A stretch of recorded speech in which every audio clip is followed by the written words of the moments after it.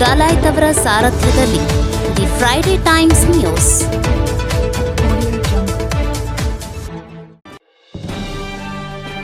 ತುಷ್ಟೀಕರಣಕ್ಕಾಗಿ ರಾಜ್ಯದಲ್ಲಿ ವಕ್ಫ್ ಕಾಯ್ದೆ ಮೂಲಕ ದಬ್ಬಾಳಿಕೆ, ಸಿಸಿ ಪಾಟೀಲ್.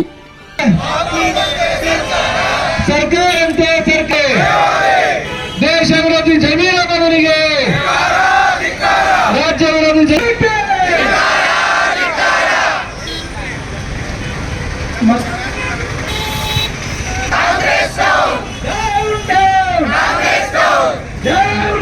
ಕಾಂಗ್ರೆಸ್ ಸರ್ಕಾರಕ್ಕೆ, ರೈತ ವಿರೋಧಿ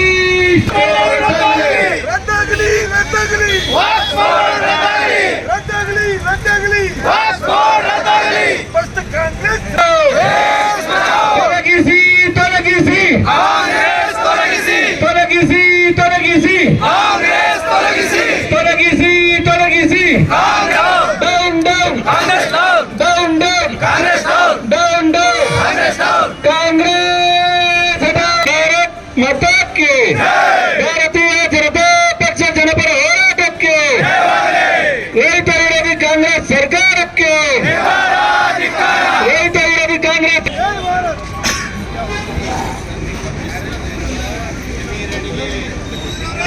ಸ್ಮಶಾನದ ಭೂಮಿಯನ್ನು ಗಮನಿಸುತ್ತಿರುವ ಜಮೀನುದಾರರಿಗೆ, ರೈತರ ಭೂಮಿಯನ್ನು ಲೂಟಿ ಮಾಡುತ್ತಿರುವ ಜಮೀನುದಾರರಿಗೆ ಭಾರತ್ ಮತಕ್ಕೆ, ಭಾರತ್ ಮತಕ್ಕೆ. ರಾಜ್ಯದಲ್ಲಿ ಸಿರಿಯಾ ಕಾನೂನು ಜಾರಿಗೆ ತರಲು ಕಾಂಗ್ರೆಸ್ ಸರ್ಕಾರ ಹೊರಟಿದೆ. ಒಂದು ಸಮುದಾಯದ ತುಷ್ಟೀಕರಣಕ್ಕಾಗಿ ವಕ್ಫ್ ಕಾಯ್ದೆ ಮೂಲಕ ರೈತರ ಮೇಲೆ ದಬ್ಬಾಳಿಕೆ ಮಾಡಲಾಗುತ್ತಿದೆ ಎಂದು ಹಾಲಿ ಶಾಸಕ ಮಾಜಿ ಸಚಿವ ಸಿಸಿ ಪಾಟೀಲ್ ಅವರು ವಾಗ್ದಾಳಿ ನಡೆಸಿದರು.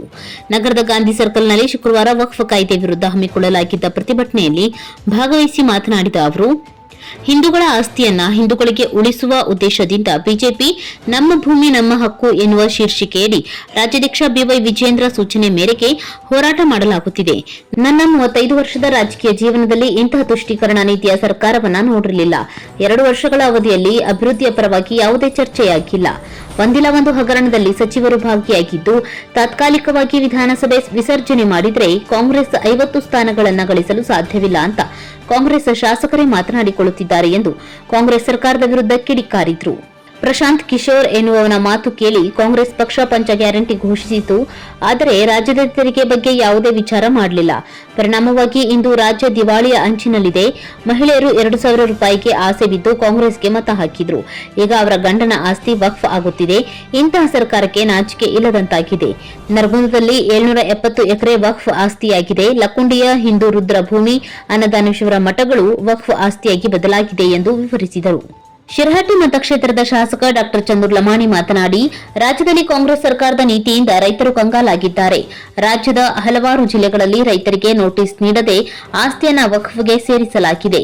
ಬಿಜೆಪಿಯಿಂದ ಹೋರಾಟದ ಮುನ್ಸೂಚನೆ ಸಿಗುತ್ತಿದ್ದಂತೆ ನೋಟಿಸ್ ವಾಪಸ್ ಪಡೆಯುವಂತೆ ಅಧಿಕಾರಿಗಳಿಗೆ ಸೂಚಿಸಿದ್ದೇವೆ ಎಂದು ಸಿಎಂ ಹೇಳುತ್ತಾರೆ. ಆದರೆ ಸಿಎಂ ಹೇಳಿದಂತೆ ನೋಟಿಸ್ ವಾಪಸ್ ಪಡೆಯಲು ಆಗುವುದಿಲ್ಲ. ಬದಲಾಗಿ ಕಾನೂನಿನಲ್ಲಿ ಬದಲಾವಣೆ ಆಗಬೇಕು ಎನ್ನುವ ಕನಿಷ್ಠ ಜ್ಞಾನ ಸಿಎಂ ಸಿದ್ದರಾಮಯ್ಯನವರಿಗೆ ಇಲ್ಲ. ಜಿಲ್ಲೆಯ ಲಕ್ಷ್ಮೇಶ್ವರ, ಶಿರಹಟ್ಟಿ ಪಟ್ಟಣದ ಪುರಸಭೆ ಆಸ್ತಿಗಳನ್ನು ವಕ್ಫ್ ಎಂದು ನಮೂದಿಸಲಾಗಿದೆ. ಕಾಂಗ್ರೆಸ್ ಸರ್ಕಾರ ಕಳೆದ 1.5 ವರ್ಷದಲ್ಲಿ ಎಲ್ಲ ಇಲಾಖೆಯಲ್ಲಿ ಹಗರಣಗಳನ್ನು ಮಾಡಿದೆ. ಮುಡಾ ಹಗರಣದಲ್ಲಿ A1 ಆರೋಪಿ ಸ್ಥಾನದಲ್ಲಿ ನಿಂತು ಲೋಕಾಯುಕ್ತ ತನಿಖೆ ಎದುರಿಸಿ ಸಿಎಂ ಸ್ಥಾನಕ್ಕೆ ಸಿದ್ದರಾಮಯ್ಯನವರು ಅವಮಾನ ಮಾಡಿದ್ದಾರೆ ಎಂದು ಆಕ್ರೋಶ ವ್ಯಕ್ತಪಡಿಸಿದರು.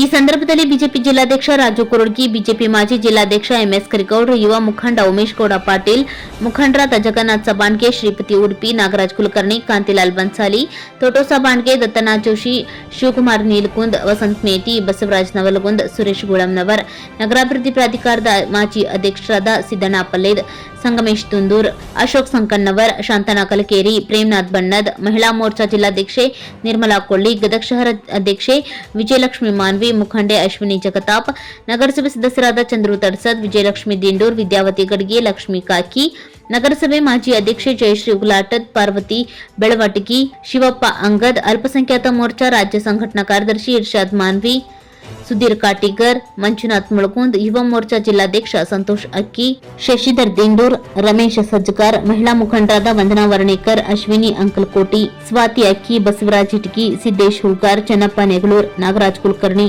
ಜಿಲ್ಲಾ ಬಿಜೆಪಿ ಪ್ರಧಾನ ಕಾರ್ಯದರ್ಶಿ ಲಿಂಗರಾಜ್ ಪಾಟೀಲ್, ಮಹೇಶ್ ದಾಸರ್ ಸೇರಿ ಅನೇಕರು ಇದ್ದರು. ಹಿಂದೂಗಳ ಭೂಮಿಯನ್ನು ಹಿಂದೂಗಳಿಗೆ ಉಳಿಸುವ ಸಲುವಾಗಿ ವಕ್ಫ್ ಕಾಯ್ದೆಯ ವಿರೋಧಿಸಿ ನಮ್ಮ ಭೂಮಿ ನಮ್ಮ ಹಕ್ಕು ಹೋರಾಟವನ್ನು ರಾಜ್ಯಾದ್ಯಂತ ಮಾಡ್ತಾ ಇದ್ದೇವೆ. ಇವತ್ತು ಗದಗದಲ್ಲಿಯೂ ಕೂಡ ಭಾಳ ದೊಡ್ಡ ಸಂಖ್ಯೆಯಲ್ಲಿ ನಾವೆಲ್ಲರೂ ಸೇರಿ ವಕ್ಫ್ ಕಾಯ್ದೆಯನ್ನು ವಿರೋಧಿಸಿ ಸನ್ಮಾನ್ಯ ರಾಜೀವ್ ಕೂಡಿಗೆ ಅವರ ನೇತೃತ್ವದಲ್ಲಿ ಚಂದ್ರು ಲಮಾನಿ ಅವರ ಸಹಾಯದೊಂದಿಗೆ ಪಕ್ಷದ ಎಲ್ಲ ಪದಾಧಿಕಾರಿಗಳು, ಮಹಿಳಾ ಮೋರ್ಚಾ ಮತ್ತು ವಿವಿಧ ಮೋರ್ಚಾಗಳ ಪದಾಧಿಕಾರಿಗಳೊಂದಿಗೆ ನಾವು ಇವತ್ತು ಹೋರಾಟವನ್ನು ಸಂಜೆವರೆಗೆ ಇಲ್ಲಿ ನಡೆಸ್ತಾ ಇದ್ದೇವೆ. ಭಾಳ ನೋವಿನ ಸಂಗತಿ,